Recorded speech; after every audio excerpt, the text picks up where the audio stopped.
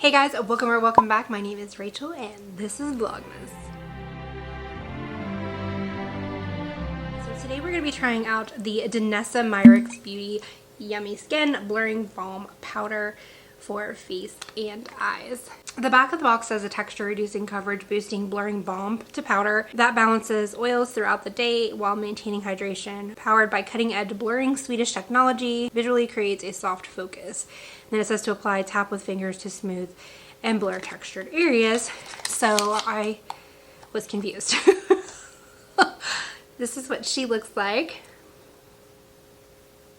Got our little spatula on there so you don't have to stick your finger in the product, which I appreciate.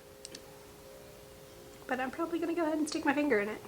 I was confused on exactly what I was supposed to be doing with this, but I didn't know, is this like, do you use this alone? Do you use this with foundation? So suggested uses. You can use it to prime using universal or tinted shade. Tap and blend with fingers to prime eyelids or complexion. So you can use it to highlight and contour using a tinted shade at least 2 shades lighter or deeper to your skin tone. Apply with your fingers to brush to brighten or sculpt. You can use it to set foundation. You can use it to add sheer coverage and just use it as the only thing that you put on your face, or you can use it to set coverage. It says, note, as you wear it throughout the day, this unique formula adjusts its oil absorption to address your skin's specific needs. I'm an oily girl. For me, I'm interested because I also get oily eyelids too, because the skin on my eyelids gets oily. But when you apply eyeshadow and you have oily lids, it can make it like clump to that area, stick to where it's more oily or like not blend out appropriately. So I'm interested to try this on the eyelids as a primer because it's supposed to balance throughout the day. It's very, very almost watery. Can you see that? Don't mind my nails. Very interesting texture. So it's kind of collecting, I don't know if you can see, in this area here, which I have a lot of texture, and this seems to be a problem area on the sides of the nose, around the eyes, where I get wrinkles. So that's where I'm going to focus the primer for today, and the chin. I get really oily there.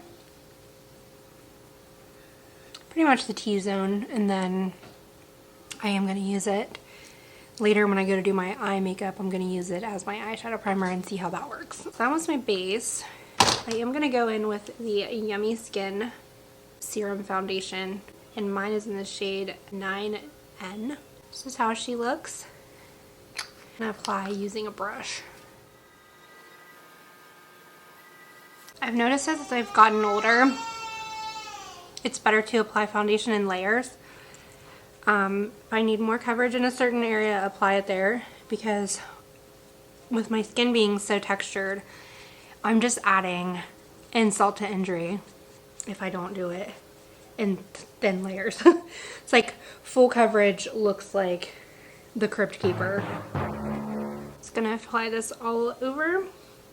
And I'm just using like a regular a Real Technique foundation brush. It's the RT209.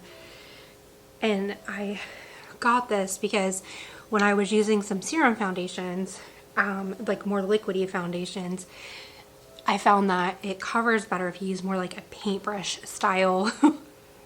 Just gonna add where I need more coverage, like my age spots.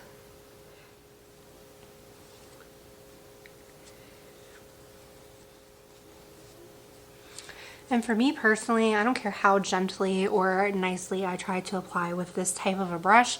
I always get brush strokes.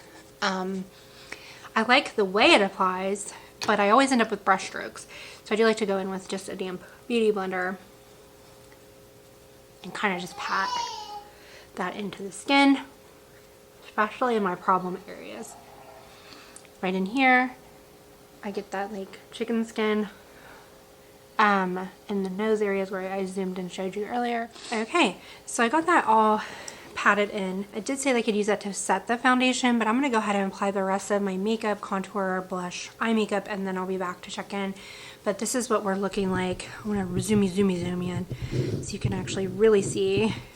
I don't want the lights or anything to not show you what it would actually look like in person, because that's one thing that bothers me about the lighting and everything in these beauty videos. You can't see like it blurs out the texture and stuff, so you can't see what it would actually look like on my skin. This is where we are, just a light coverage. But it's also refillable, which I've been more into lately because, you know, less waste and all that. Okay, I'll be back with the finished look. We can check in. Alright guys, I'm back. I got my face on, the rest of it anyway. I used the Colourpop Holidays palette and I struggled. I'm gonna go ahead and post the video even though it was a hot train wreck, so you can see that not everything is always perfect and beautiful and fantastic.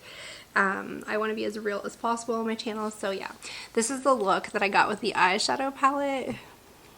And I couldn't even do my eyeliner today. I think I've been away too long being sick and I'm like out of the groove. I need to get back in the groove. Anyway, the Danessa Myricks Skin Balm. I don't notice anything that I'm like, oh my gosh, I love it so much. But also I really need to play with it a little bit more. And like I said, I'm having kind of like an off day today with my makeup, so I think I need to play with it a little bit more. I did use it as an eyeshadow base under the eyeshadow that I used today, and I did not care for it. However, I don't know if it was the eyeshadow because it was both my first time using the Colourpop eyeshadow and the skin balm, so I'm going to try the skin balm with a formula that I know, the Natasha Denona one that I'm a little more comfortable in using, and I'll be able to tell if it's the eyeshadow or using that as the eye primer. So I will play with it a little bit more and get back with you guys, but that's going to be it for this one. I'll see you in the next one. Peace out, Girl Scouts.